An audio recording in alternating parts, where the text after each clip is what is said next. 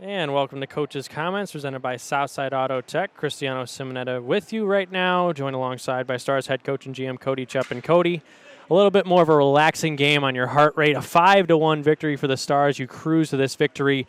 And we all knew as soon as we saw Sioux City's line chart that they were only dressing 4 defensemen, 11 forwards. How much did that factor into your team's aggressiveness early on in the game? You allow a goal 3:06 into the first period, but from that point on, you started to flex your muscles and just outwar that team. Yeah, I mean, obviously, when you see a team that's only dressed in 4D, you want to make sure that you're getting pucks into their zone and forcing their D to pivot, forcing their D to retrieve and defend.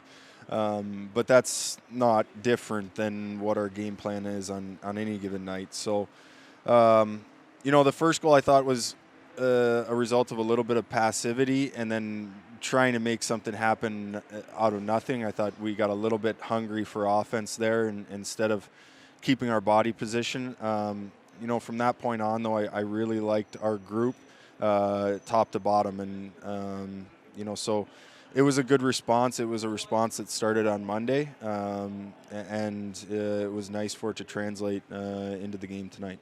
5 goals from 5 different goal scorers. Christian Sarlo notched his 10th power play goal of the season. What about your power plays working right now? You struggled against Omaha on the power play. You're 1 for 4 on Friday, I believe 0 for 4 on Saturday. But that power play goal is not representative of an individual effort. It's a group play. That pass from Miller to Treelor, the shot gets blocked, but I think the focus on your guys tonight was not quitting and always hungry for that second opportunity. Millsy makes a nice behind-the-back pass. To Sarlo, he has a wide-open net. You guys tie the game and have some more momentum carrying into the second period.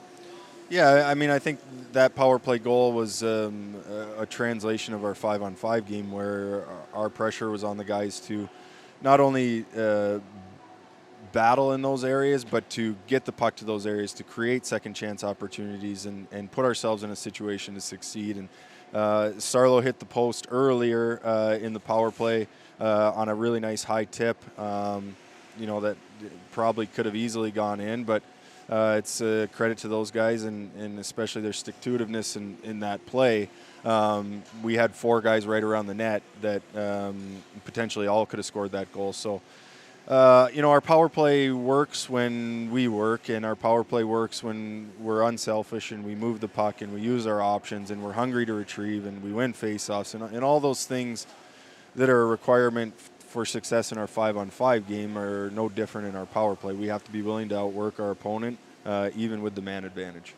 Dom James was one of your players. I mean, everybody on the roster took that loss against Omaha on Saturday. Pretty difficult, as well as the Friday. How important was it to see you guys bounce back? And Dom sets up power on the second goal and then factors into his second goal of the regular season, because it seems like this could have been a game where you could think you're going to win 7-0 based on the amount of personnel you have on the other side. Your guys continue to work, and then in the third period, Dom gets awarded on the goal-scoring sheet, but he also factored into Jordy's goal in the second period, but his play on the dot as well. All 3 zones, Dom James, I thought he stood out.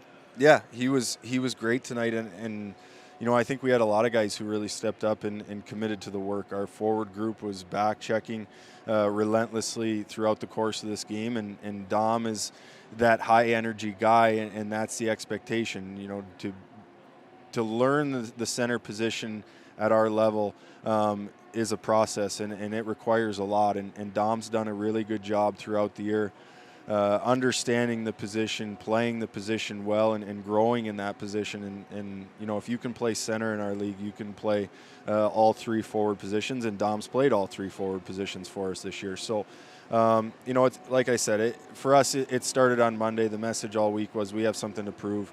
We're not concerned about anything outside of this locker room. We have to commit to the work. We have to realize what that feels like. And it's nice, like I said, to have a good week of practice that started on Monday, built throughout the week, and then pays off on the weekend, so that when you say you have to work, there's a reason why. And I think tonight, through a major portion of this game, the reason why was pretty evident. If you guys are going to achieve that weekend sweep of Sioux City, including with the second game of 2 tomorrow night at 7:05 p.m., what will be a major key to your team's success? No different than tonight. I mean, obviously, we'd like to have a better start than we did tonight, but we have to be willing to play in all three zones. We want to be quick and efficient in our own zone, smooth and simple through the neutral zone, and then get to go to work in the offensive zone. I thought even tonight at times we gave up possession a couple times that we didn't have to, with a couple blind plays through the middle, hoping for a guy to be in the slot.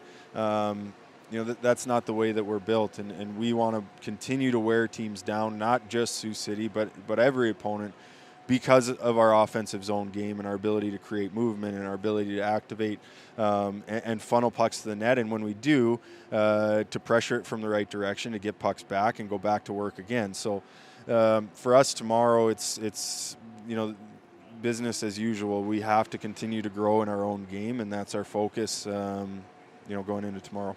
One last question for you, Cody. Jake Musatelli, 14 saves on 15 shots. It was a tough game for him out of the get-go. He allows that first goal on the first shot.